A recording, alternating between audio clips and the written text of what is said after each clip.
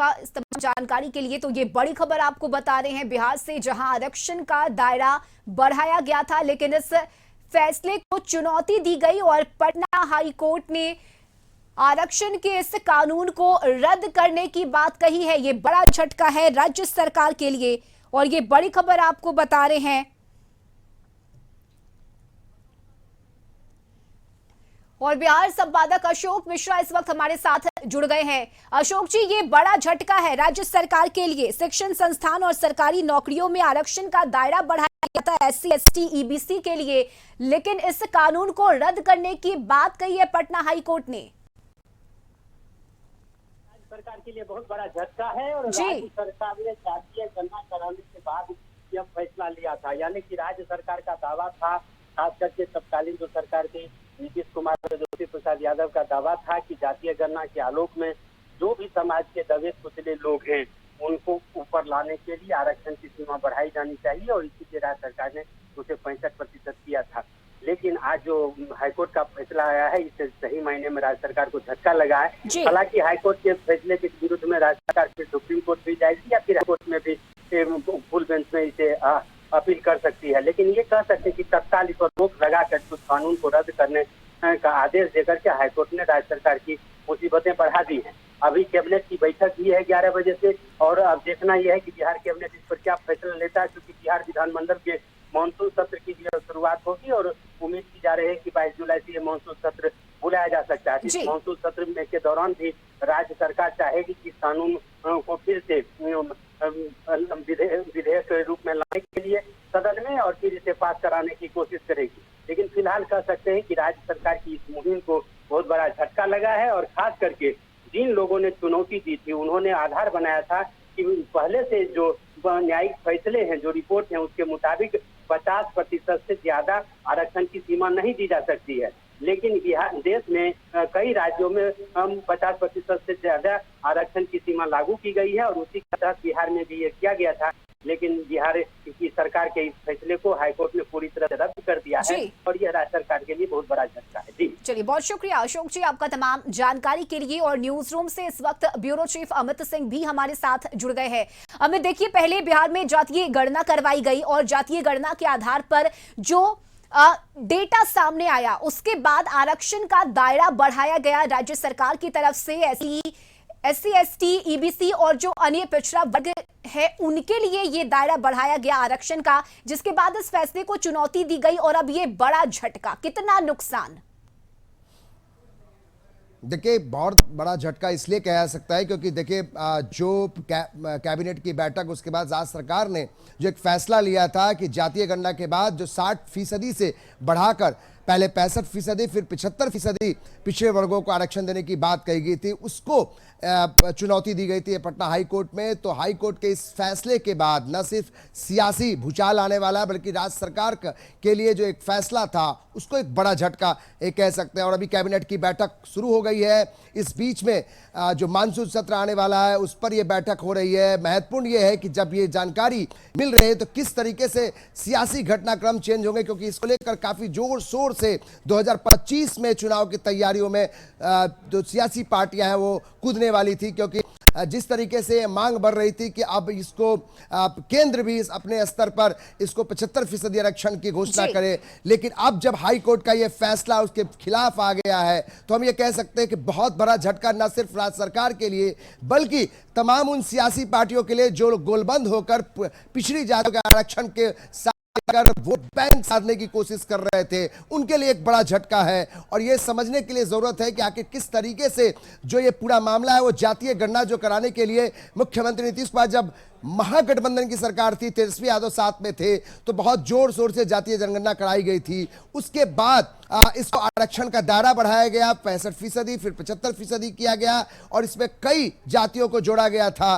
तो महत्वपूर्ण यह है कि जो उसके बाद जो हाईकोर्ट में याचिका दायर की गई उस पर वह फैसला जो आज आया है वो काफी महत्वपूर्ण है। न सिर्फ ये झटका है बल्कि कई लोगों के लिए ये काफी चिंता का विषय है जो लोग इसके जरिए 2025 के चुनाव में उतरने की तैयारी में रहे थे कि किस तरीके से आरक्षण का दायरा बढ़ा, उससे वोट बैंक में किस तरीके से उनको फायदा होने वाला था। तो ये जो झटका लगा है, ये जो कोर्ट का फैसला आया है, इसके बाद देखिए कुछ क्षणों बाद अभी समीक्षा बैठक आरजेडी की है, जाहिर है नजर उस पर भी होगी कि तेजस्वी यादव क्या कुछ कहते हैं, क्योंकि जो ये फैसला आया है उस सबके तार कहीं ना कहीं जुड़े हुए हैं, चाहे वो सरकार में हो या फिर विपक्ष में हो।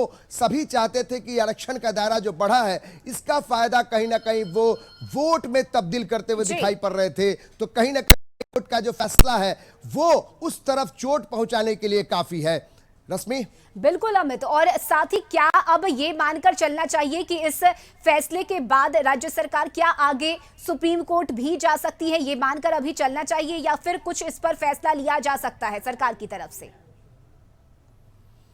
बिल्कुल, अब ये जो सियासतदान है, चाहे जो फिर सरकार की जो सत्तारूढ़ पार्टियां हैं, वो तय करेंगी सरकार क्या कुछ फैसला लेता है। नजर उस पर होगी कि जो कैबिनेट की बैठक के बाद जो मंत्री बाहर निकलते हैं, मुख्यमंत्री बाहर निकलते हैं, उनसे सवाल किया जाएगा कि अब जो कोर्ट का फैसला है, क्या सरकार इसके आलोक में ऊपर की अदालत जाएगी, क्या कुछ आगे रणनीति बनाती है सरकार। और उससे बड़ी बात की जो इसके साथ उस समय सरकार में थे, महागठबंधन की सरकार थी, जब जातीय जनगणना हुई थी, उस समय तेजस्वी यादव भी थे, तो क्या कुछ उनकी रणनीति होती है, न सिर्फ सरकार बल्कि विपक्ष किस रणनीति के साथ आगे बढ़ती है, यह बहुत जानना जरूरी है। तो कुछ पलों का इंतजार करना होगा, क्योंकि जो ये अफेक्ट है, जो ये डैमेज करेगा, उसको कैसे कंट्रोल करने की कोशिश होगी सियासी पार्टियों की, राज्य सरकार की, वो देखना काफी दिलचस्प होगा। क्योंकि सामने 2025 का चुनाव दिखाई पड़ रहा है और हाई कोर्ट के फैसले का जो साइड इफेक्ट होगा वो दिखाई पड़ेगा अगले साल। तो इससे पहले क्या कुछ रणनीति सरकार की तरफ और विपक्ष की तरफ से दिखाई पड़ती है,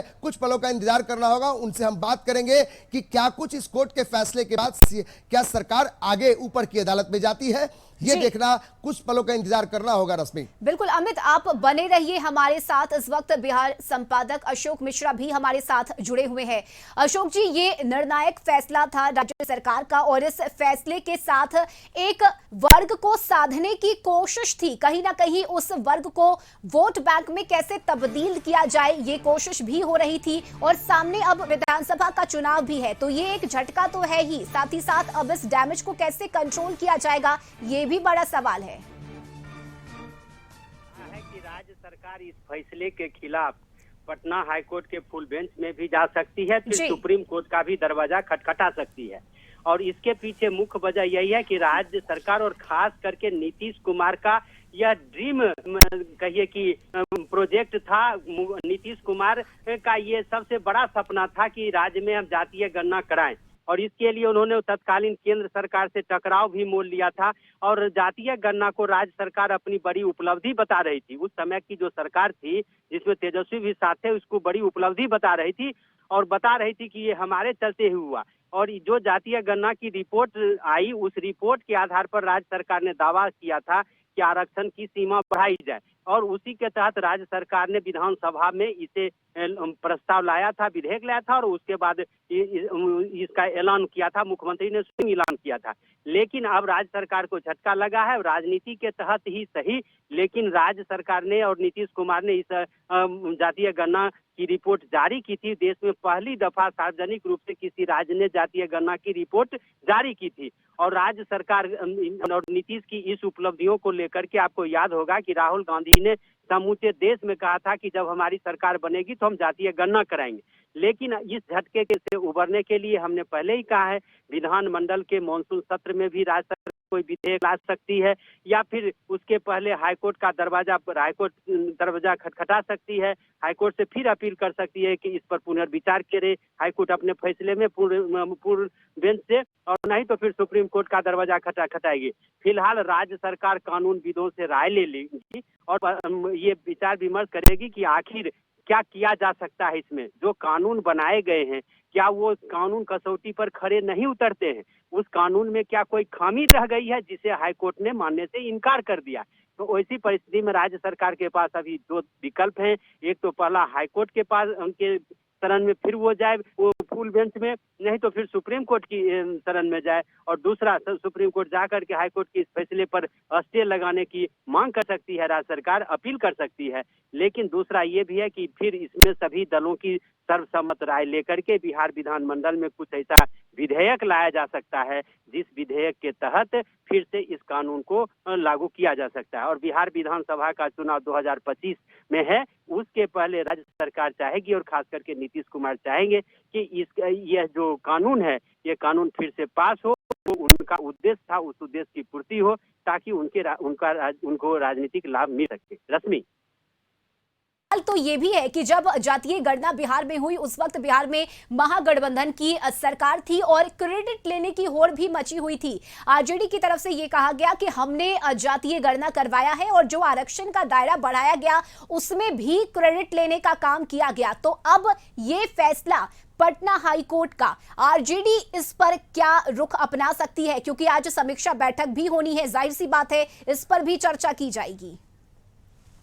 आरजेडी अभी मुख्य विपक्षी दल के रूप में है और आरजेडी के नेता कहेंगे कि राज्य सरकार ने हाईकोर्ट में सही तरीके से अपनी बात नहीं रख पाई। और आरजेडी के नेता ये भी आरोप लगाएंगे कि बीजेपी ने इस कानून को रद्द करवाया है, जो बीजेपी अभी नीतीश के साथ है। लेकिन इस पर तो सियासत होगी ही, राजनीतिक विरोधी नीतीश पर तंज कसेंगे ही, निशाना साधेंगे ही। इसलिए मैंने पहले ही कहा आपको कि हो सकता है कि राज्य सरकार फिर से सर्वदलीय बैठक बुलाए, सभी दलों की सहमति से मानसून सत्र में एक ऐसा विधेयक लाए जो सर्वसम्मति से पारित हो। चूंकि आरक्षण के बिल को लेकर के कोई भी दल इसका विरोध नहीं कर सकता है और उसमें भी विधानसभा का चुनाव सामने है। लेकिन फिलहाल कह सकते हैं कि राज्य सरकार को एक बड़ा झटका लगा है। इस झटके से उबरने में अभी थोड़ा वक्त लगेगा और सियासत तो गर्माएगी। अभी तो राजनीतिक दल जो नीतीश के विरोधी हैं वो नीतीश को कटघरे में खड़ा करेंगे ही, वो बीजेपी को दोष देंगे ही। लेकिन फिलहाल ये कह सकते हैं कि राज्य सरकार भी बैठने वाली नहीं होगी, उसके लिए भी एक बहुत बड़ी चुनौती है ये।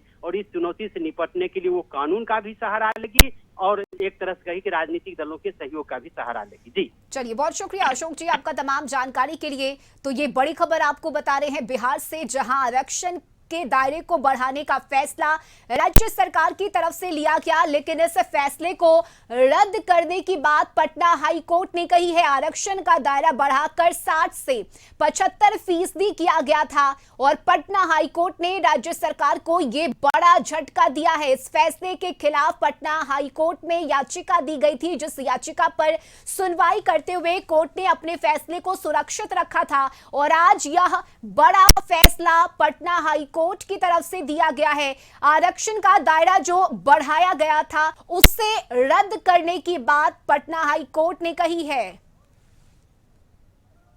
मामला हाईकोर्ट चला गया, पिटिशनर हमारे साथ है, गौरव हैं और हाईकोर्ट का बड़ा फैसला भी आया है। गौरव, क्या फैसला आया है? आप लोगों ने लड़ाई लड़ी, क्या अंजाम आया? जो हम लोगों का पहले से पक्ष था कि जो सरकार ने आरक्षण बढ़ाया है वो न्याय संगत और संवैधानिक संबद्ध नहीं है, कॉन्स्टिट्यूशनल प्रोविजन का क्लियर वायलेशन कर रहा था। इवन प्रथम दृष्टया में वो वायलेट कर रहा था। जो सुप्रीम कोर्ट ने भी लॉ लेट डाउन कर रखा है इंदिरा साहनी केस में कि कोई भी राज्य सरकार आरक्षण ला सकती है, आरक्षण दे सकती है। मैं ये भी क्लियर करता हूँ, मैं आई एम नॉट एंटी रिजर्वेशनिस्ट, है ना। तो हमारा मेन मकसद था कि जो संविधान के अनुरूप आना चाहिए और संविधान और सुप्रीम कोर्ट ने जो लॉ रखा है उसके अकॉर्डिंग 50% के बियॉन्ड आप नहीं जा सकते हैं। हमारा यहाँ भी मेन जो मुद्दा था यही था, जिसको कि पटना हाईकोर्ट के मुख्य न्यायाधीश की बेंच पीठ ने स्वीकार किया। और जो दो कानून रोजगार में और शिक्षण संस्थानों में 50% से ज़्यादा आरक्षण का प्रावधान किया गया था, वो दोनों कानूनों को रद्द कर दिया गया पटना हाईकोर्ट के द्वारा, उच्च न्यायालय। जो दलील दी गई राज्य सरकार की तरफ से महाधिवक्ता, बहुत दलील दी गई, लेकिन मुझे लगता है कि चूंकि जो पटना हाईकोर्ट है, जो मुख्य न्यायाधीश की बेंच है, उन्होंने उनको नहीं माना और हमारे फेवर में दिया। अच्छा, क्या आगे क्या फर्दर वो लोग सुप्रीम कोर्ट? उनके पास ऑप्शंस है, लीगल राइट्स है उनका अपील करने का। हाईकोर्ट में कोई भी फैसला आपके खिलाफ आता है, आप सुप्रीम कोर्ट जा सकते हैं, वो जा सकते हैं। लेकिन हम लोग वहाँ भी वही हमारा पक्ष रहेगा जो यहाँ है और करेंगे। आपको क्या लगता है कि वहाँ भी आप लोगों को सफलता मिलेगी? अब ये सफलता क्यों नहीं मिलेगी? सफलता हाईकोर्ट ने जो दिया, हमारा बात को माना, हमारी जो मुद्दे थे, जो हमारे आर्गुमेंट्स था, जो हमारा पॉइंट्स था, वो सबको माना है और हम वही पॉइंट रेज करेंगे। और कई सारे मामले हैं, मराठा केस जो महाराष्ट्र में यही चीज़ें की गई थी, जो कि ये पाटिल केस में, जय श्री लक्ष्मी पाटिल केस में, और वहाँ भी सुप्रीम कोर्ट ने ही ये रूल दोबारा लेट डाउन किया है मराठा केस में कि 50% जो है रूल आप ब्रीच नहीं कर सकते हैं। तो जो अभी जो टाइम है ना, इसमें आरक्षण बढ़ाने की टाइम नहीं है, आरक्षण सिस्टम को रिव्यू करने की ज़रूरत है कि कौन सा कम्युनिटी, कौन सा के लोग, ये जो आरक्षण दिया गया इससे कितना बेनिफिट पहुंचा। जो हम अभी कह रहे हैं, जो लॉजिक दिया जा रहा है कि इससे हमारा शिक्षा रोजगार में रिप्रेजेंटेशन बढ़ेगा।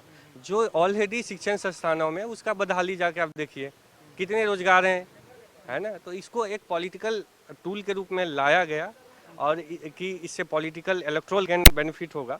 लेकिन मुझे लगता है कि इससे इलेक्ट्रोल बेनिफिट हो सकता है जो भी सरकार लाई और जो भी लाएगी, लेकिन इससे जो आम लोग हैं, जो स्टूडेंट्स हैं, जो अप्लीकेंट्स हैं, जॉब अप्लीकेंट्स, उनको नुकसान होगा। इस मेरिट से कॉम्प्रोमाइज होगा। गौरव जी थे और स्वाभाविक तौर पर जीत का उत्साह चेहरे पर दिख रहा है। लंबी लड़ाई लड़ी गई, अपने अपने तर्क दिए गए बिहार सरकार की तरफ से। जी, दिल्ली से आके यहाँ पे मुश्किल था हम लोगों को। ये आलोक हैं, सपोर्ट किए।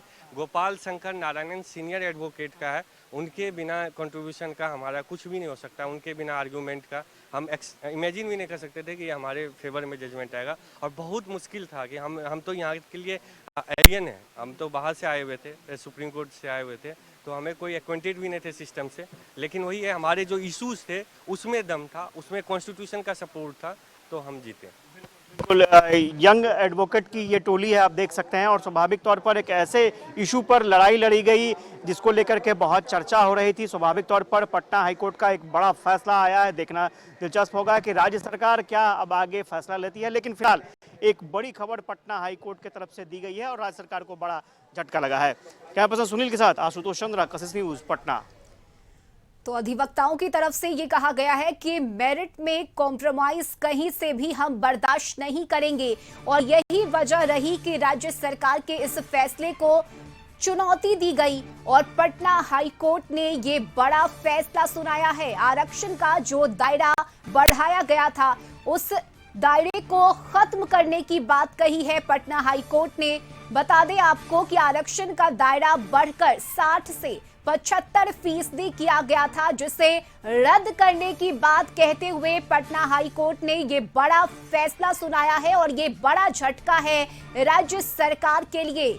ये बड़ी खबर आपको बता रहे हैं बिहार से। आरक्षण का दायरा बढ़ाने को लेकर जो कानून बनाया गया था, इस कानून को रद्द करने का बड़ा और ऐतिहासिक फैसला लिया है पटना हाईकोर्ट ने। देखना महत्वपूर्ण होगा कि अब आगे राज्य सरकार इस पर क्या रुख अपनाती है। लेकिन इस वक्त की ये सबसे बड़ी खबर आपको बता रहे हैं, पटना हाईकोर्ट ने आरक्षण के दायरे को बढ़ाने के फैसले को रद्द कर दिया है। और न्यूज रूम से सहयोगी आशुतोष चंद्रा हमारे साथ जुड़ गए हैं। आशुतोष, आपने अधिवक्ताओं से बात की और जीत की जो खुशी थी उनके चेहरे पर, वो हमने देखा, हमने अपने दर्शकों को दिखाया। एक बात जो उन अधिवक्ताओं की तरफ से कही गई वो ये है कि मेरिट में कॉम्प्रोमाइज हम बर्दाश्त नहीं करेंगे। अगर मेरिट है तो आप आगे बढ़िए, आप नौकरी पाइए, लेकिन जो 50% का दायरा है, इससे ज्यादा अगर आरक्षण बढ़ाया जाता है तो ये गलत होगा।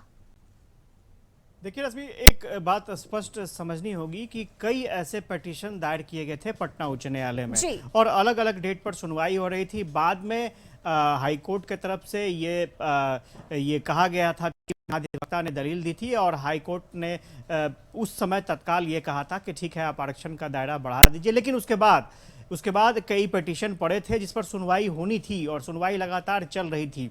गौरव कुमार जो खुद यंग हैं, वो पिटिशनर थे, एडवोकेट भी हैं, प्रैक्टिस भी करते हैं। उनकी टीम ने ये याचिका दायर की थी और पटना हाईकोर्ट का एक बड़ा फैसला आया जिसमें आरक्षण का जो दायरा बिहार में बढ़ाया गया था उसको साफ तौर पर खारिज कर दिया गया। ये कहीं ना कहीं बिहार सरकार के लिए बहुत बड़ा झटका है, क्योंकि आप अंदाजा लगाइए कि जाति गणना कराई गई और इसे आर्थिक आधार का रूप दिया गया और जाति गणना के बाद सर्वसम्मति से आरक्षण का दायरा विधानमंडल से पास हुआ।